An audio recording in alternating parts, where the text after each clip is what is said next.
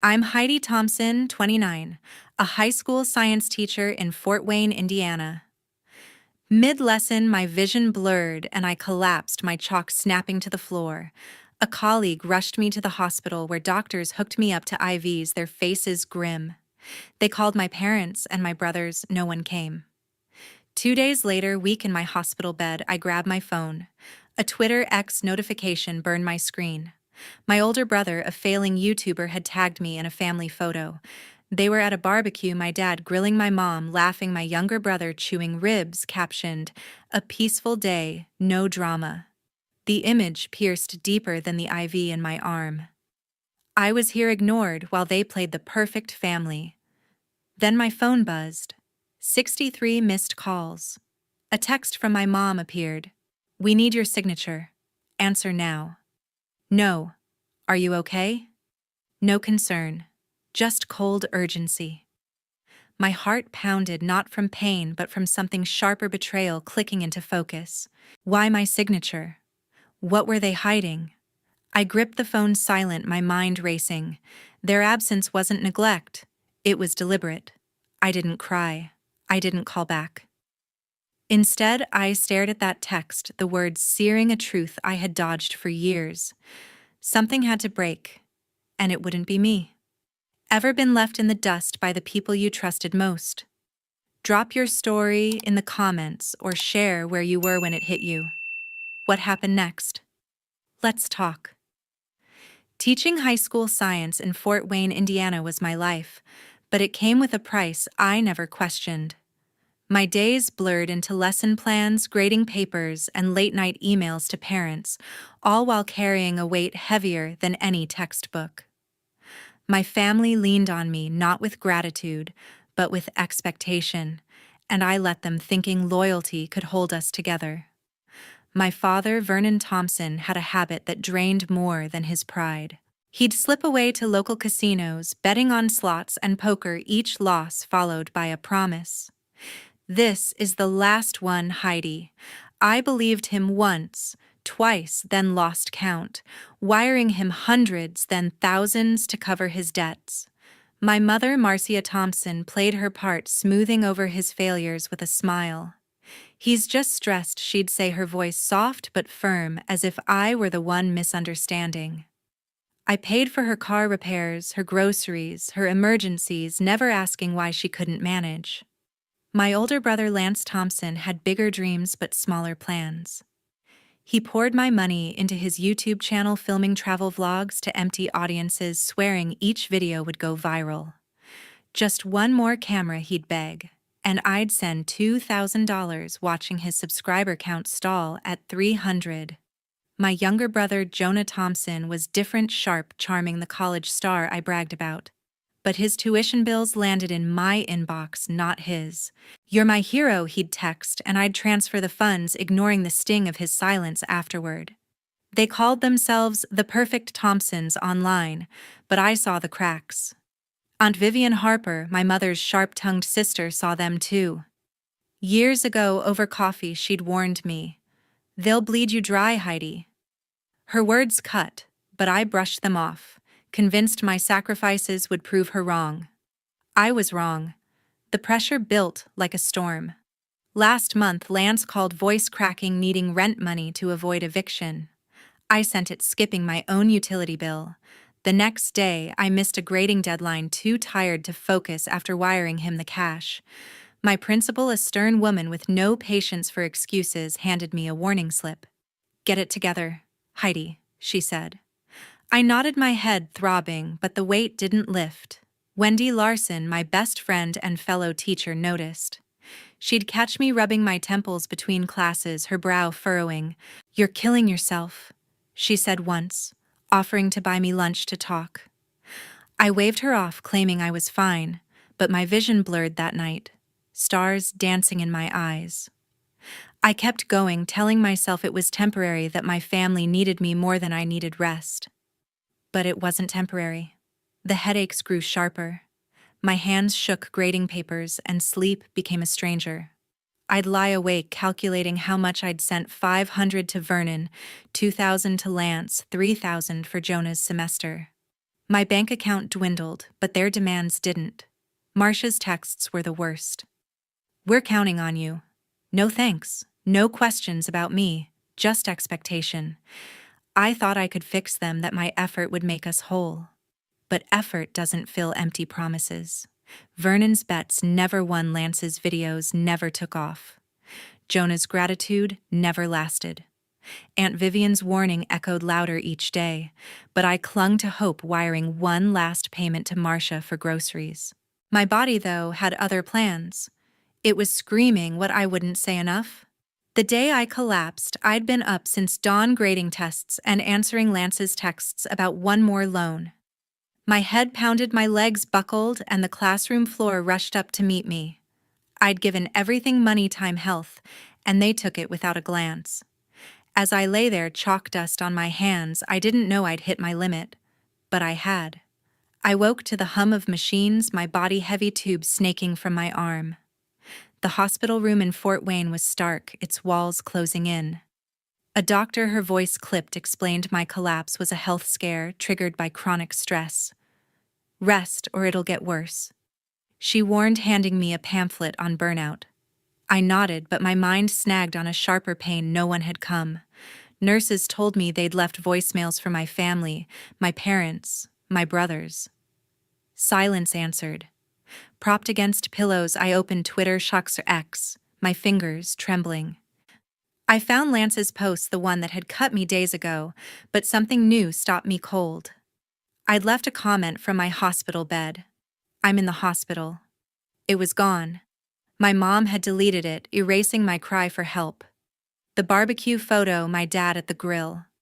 Marcia beaming Jonah with a plate, felt like a lie weaponized. That deletion hurt more than their absence, a deliberate choice to bury me. My phone lit up with a text from Wendy. "I called your mom," she wrote. "She said you're fine and shouldn't worry them." My stomach twisted. Marcia hadn't just ignored me, she'd dismissed my crisis as an inconvenience, something to sweep under their perfect image. Wendy's words peeled back years of denial. I saw Vernon's face promising one last bet as I sent him cash. Marcia's voice insisting he's trying while I paid her bills. Lance's texts begging for one more loan for his dead-end videos. Jonah's charm calling me his hero to secure his tuition. They weren't careless, they were calculated. I clutched the phone, my pulse racing. I'd been their tool, a means to an end, not a daughter, not a sister. The realization didn't bring tears. Instead, a cold clarity settled in, sharp as the needle in my vein. I wasn't their savior. I was their sacrifice. My loyalty had chained me, but that chain was cracking. Wendy texted again. "Check your bank account.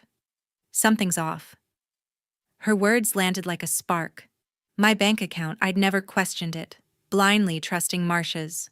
"We'll handle it," when I sent money. But now doubt crept in. What had they done? Had they taken more than I'd given?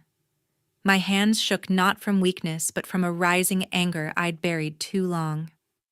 I thought of Vernon's casino trips, Lance's useless cameras, Jonah's tuition that never ended. How much had I missed? I stared at the ceiling, the hospital's hum fading. My guilt, the glue that held me to them, was dissolving.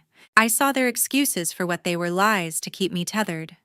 Vernon didn't need one more bet. He needed me to fund it. Marcia wasn't protecting me. She was protecting her comfort. Lance's dreams weren't mine to finance. Jonah's gratitude was a script. I'd poured myself into them, and they'd left me here, erased from their story. My anger wasn't loud. It simmered steady, fueling a resolve I hadn't known I had. I wasn't ready to act, not yet, but Wendy's text had planted a seed. My family thought they could bury my pain, delete my voice, and keep me in line. They were wrong. I set the phone down, my breathing even. For the first time, I wasn't running on their demands. I was waking up. The hospital room in Fort Wayne felt smaller, the IV in my arm a constant tug. Wendy's message. "Check your bank account. Something's off looped in my head, each word heavier than the last. I'd ignored my finances for years, trusting my family's assurances, but her warning cracked that trust wide open. My hands, still weak, reached for my phone. I dialed Aunt Vivian, my voice low but firm. "I need you here. Now." Vivian arrived within the hour, her laptop tucked under her arm, her face set with the focus of someone who'd spent decades untangling numbers. "Let's see what they've done," she said, pulling a chair to my bedside. Her accounting experience, honed from years running a small business, was my lifeline. She logged into my bank accounts, her fingers flying across the keys, while I watched, my breath shallow. The truth unfolded in cold, hard numbers. A line of credit, $20,000, glared from the screen, opened in my name without my consent. The transactions traced to Lance, my older brother, who'd funneled the money into camera gear and travel for his failing YouTube channel. Smaller withdrawals hit like aftershocks, $500 to a casino near Fort Wayne, linked to Vernon's gambling binges. $3,000 to Jonah's college account tuition I'd thought I'd willingly paid. My family hadn't just used me, they'd stolen from me. Vivian's jaw tightened. "They've been draining you dry," she said, her voice steady but laced with disgust. The 63 missed calls from part 1. Marcia's text demanding my signature. It clicked. They weren't checking on me. They needed my approval to siphon more funds. My mother's sugary words. My dad's promises. My brother's pleas.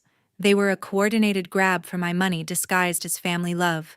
Betrayal burned hotter than my fever. I thought of Marcia deleting my hospital comment, Lance's barbecue post mocking my pain, Jonah's hero texts that masked his greed. They'd played me, and I'd let them wiring cash while my health crumbled. No more. Freeze everything, I told Vivian, my voice cutting through the room's hum. Cancel every payment. Now. Vivian nodded, already on the phone with my bank. She authorized a full account freeze, halting all transactions tied to my family. Payments to Vernon's casino accounts. Lance's equipment leases, Jonah's tuition gone. My credit, my savings, my future, they were mine again. The weight of years lifted, replaced by a fire I hadn't felt before. I wasn't just stopping them. I was taking back my life. My phone buzzed as the freeze took effect. Vernon texted first, "You're killing me, kid." His words, meant to guilt me, only fueled my resolve. Lance sent a single crying emoji, pathetic and hollow. Jonah's message was longer, his tone desperate. "My degree's on the line, Heidi. Don't do this." Marcia left a voicemail, her voice dripping with sweetness but edged with steel. "We're family, honey. Let's fix this together." I didn't listen twice. Their panic, their manipulation, it was noise, not power. I set the phone face down, my hands steady for the first time in years. Vivian closed her laptop, her eyes meeting mine. "You're done being their ATM," she said, a rare smile breaking through. I nodded, the fire in my chest spreading. My family thought they could control me even from my hospital bed. They were wrong. I'd been their crutch, their bank, their fool, but no longer. The woman who'd collapsed in that classroom was gone, replaced by someone they couldn't touch. Back in my Fort Wayne apartment, the silence of the hospital was replaced by a storm of notifications. My phone buzzed relentlessly, each ping a reminder of the family I'd cut off. Marcia left voicemails, her voice thick with tears, pleading for me to stop this nonsense and send money again. Vernon's texts were sharper, accusing me of ruining his life, each word laced with venom. "You'll regret this, Heidi." Jonah, ever the charmer, sent guilt-soaked messages. "I'm sorry, sis, but I need you. Don't abandon me." I read them once, then muted their numbers. My accounts were frozen thanks to Aunt Vivian's quick work, and their desperation only hardened my stance. Then Lance took it public. My older brother posted a YouTube video from his cluttered apartment, his face, red eyes wet with staged tears. "My sister abandoned us," he sobbed, spinning a tale of me as a cold-hearted traitor who cut off her struggling family. He mentioned our parents' hard times and Jonah's bright future, painting me as the villain blocking their dreams. The video racked up views, his small audience eating it up. Comments piled in. What a selfish sister. How could she do this? My name trended locally, twisted into a caricature of cruelty. Wendy caught wind of it before I did. Furious, she texted me a link to Lance's video, her message blunt. He's lying to the world. I watched it, my jaw tight, but didn't respond, not yet. Wendy, though, wasn't waiting. She posted a comment under his video, her words cutting through his act. Where were you when Heidi was in the hospital fighting for her life? She funded your videos while you ignored her. Her comment lit a spark.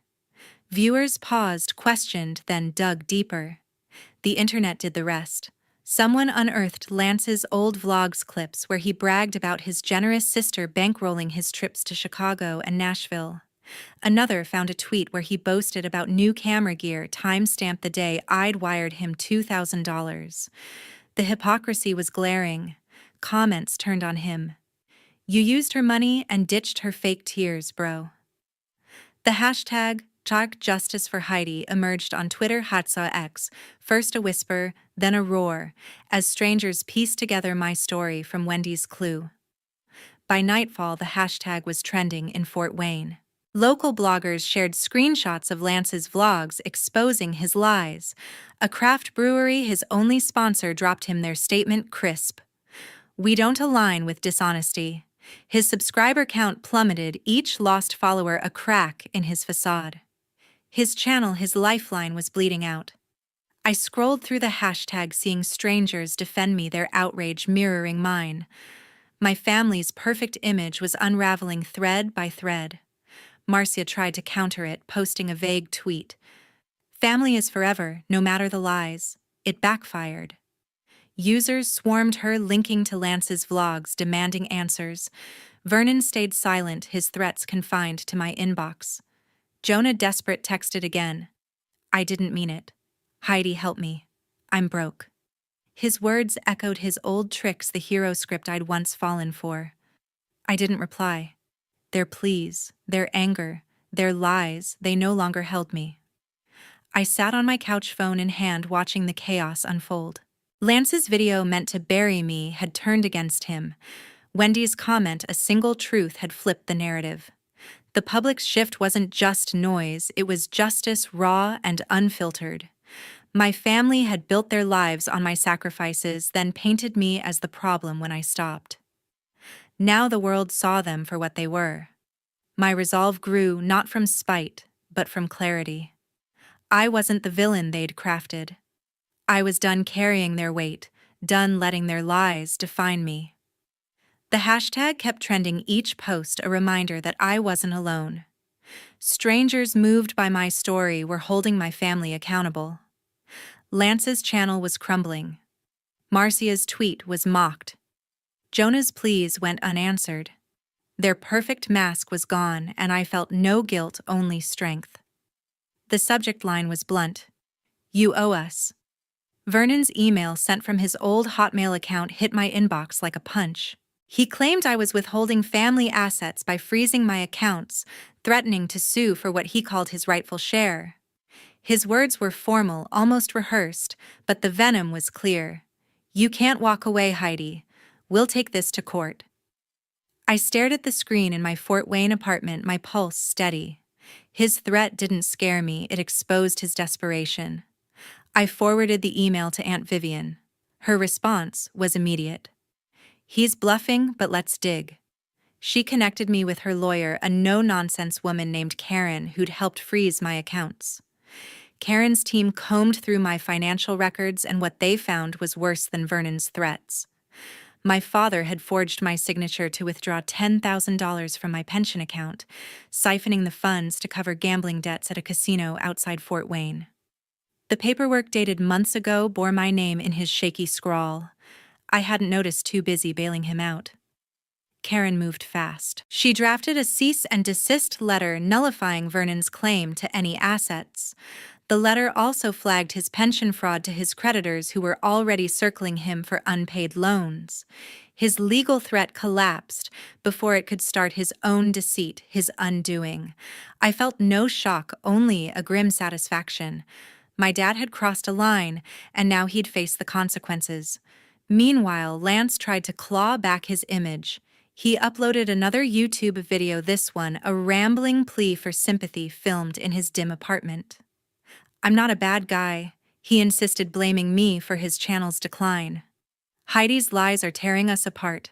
His crocodile tears fell flat.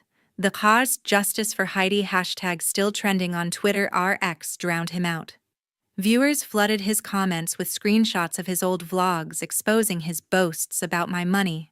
His subscriber count, already battered, dropped below 200. A local news outlet picked up the story, labeling him a failed influencer caught in a lie. His channel was dead. Jonah's world crumbled too.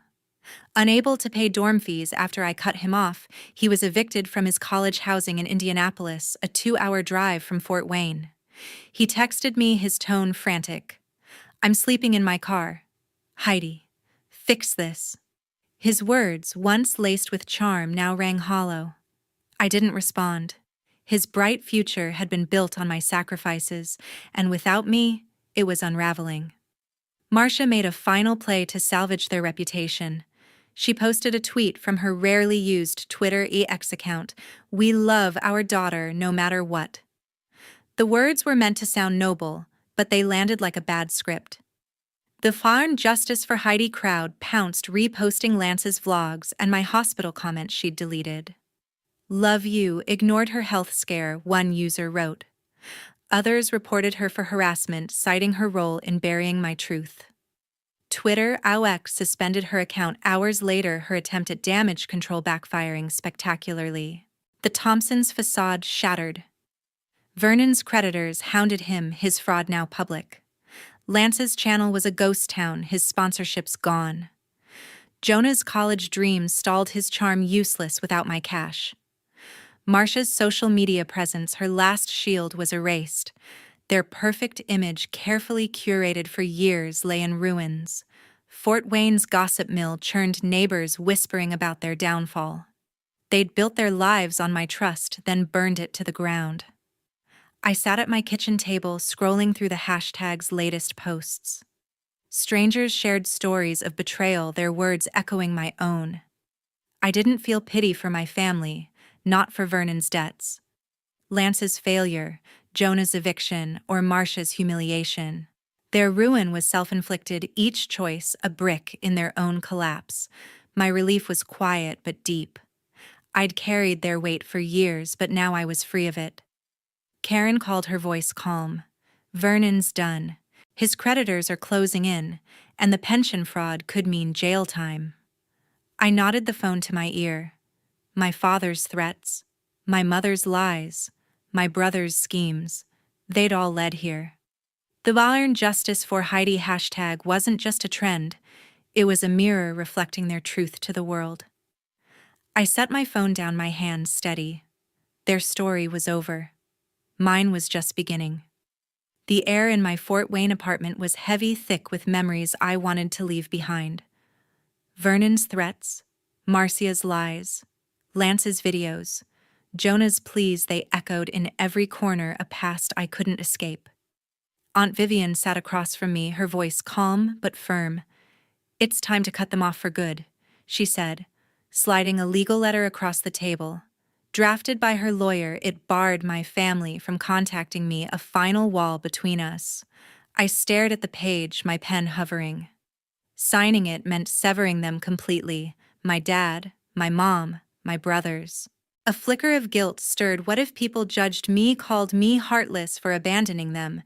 Vivian's hand touched mine. "You're not abandoning them, Heidi. You're saving yourself." Her words steadied me, reminding me of the pension fraud, the stolen $20,000, the hospital bed they'd ignored. I signed the letter, my hand steady, the ink sealing my choice. The Thompsons were no longer my burden. I was done. I left Fort Wayne a week later, my belongings packed into a rented van. Maine was my destination, a coastal town where Vivian owned a cozy seaside home. The drive was long, crossing states, but each mile felt lighter, the weight of my family's demands fading. I settled into Vivian's house, its windows framing the Atlantic's endless churn. The ocean's rhythm was new, a pulse that drowned out the chaos I'd left behind. Teaching online became my anchor. I led virtual literature classes from a small desk, my students' faces glowing on the screen. Discussing novels, grading essays, planning lessons, it gave me structure, a purpose untied to my family's needs. The routine was quiet, steady, a stark contrast to the years I'd spent scrambling to fund Vernon's bets or Jonah's tuition. For the first time, my days were mine. Wendy visited one weekend, her energy bursting into the house like sunlight. Over coffee, she leaned forward, her eyes bright. "We should open a bookstore here," she said. "You always talked about it.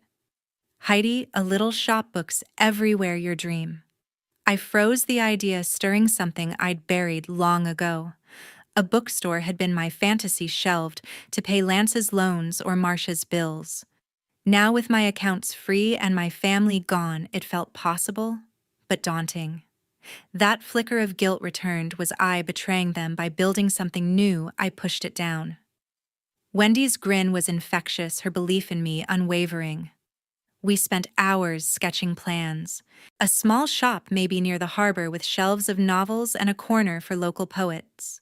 We'd call it New Chapter, a nod to my fresh start. Vivian overheard us nodding approval. "It's perfect," she said. "You're not just starting over, you're creating." Her encouragement, paired with Wendy's enthusiasm, tipped the scale. I agreed to try the idea, taking root, a symbol of a life I could claim. The no-contact letter had been mailed, its terms clear. Vernon, Marcia, Lance, Jonah were barred from reaching me. My phone stayed silent, no texts or voicemails to test my resolve. I imagined their anger, my father's curses, my mother's tears, my brother's desperation, but it didn't shake me. The guilt I'd felt was fading, replaced by a clarity I'd earned. Standing by the ocean one evening, the waves crashing under a gray sky, I reflected on the years I'd been their lifeline. I'd poured my health, my money, my heart into them, thinking it was duty. But they'd used me, and I'd let them until I couldn't anymore. Self-preservation wasn't betrayal, it was survival. Choosing myself meant breaking free, not just from their demands, but from the version of me who thought I owed them everything. To anyone trapped like I was, I'd say, "You're not their savior. Your life isn't their right. Choose yourself even when it hurts, because that's the only way to live." Leading sentence. A letter arrived, sealed in my mother's handwriting. The envelope sat on my desk in Maine, its edges crisp, Marcia's cursive unmistakable. I opened it alone, the paper heavy with her words. "You can't turn your back on us." She wrote, her tone a blend of sorrow and demand. She spoke of family, of love, but each line dripped with the same manipulation I'd heard for years. "We need you, Heidi. Come home." I read it once, my heart unmoved, and tossed it into the trash. My mother's pleas, like her deleted comment, were too late. Maine was my refuge, its coastal air sharp and clean. Wendy and I had opened New Chapter, a bookstore nestled in a quiet town, its shelves lined with novels and local poetry. The shop was small, its windows framing the Atlantic, but it buzzed with life. Regulars filled the armchairs, swapping stories over coffee, while kids sprawled on rugs for story time. We'd poured our savings into it, a gamble that paid off. The store thrived, its register humming, its community growing. For the first time, I built something for myself, not my family. Wendy was my anchor. She handled the numbers, her laughter filling the shop as she teased me about my shelving obsession. "You're worse than a librarian," she'd say, handing me a stack of mysteries. We worked late, unpacking donated books, our hands dusted with ink. The store gave me purpose, a rhythm that drowned out the past. My old life in Fort Wayne, Vernon's bets. Lance's videos, Jonah's schemes felt like a faded book closed and shelved. Aunt Vivian visited often, her sharp eyes softening as she watched me work.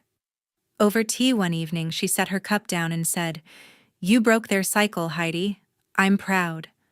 Her words landed gently, a validation I hadn't sought but needed.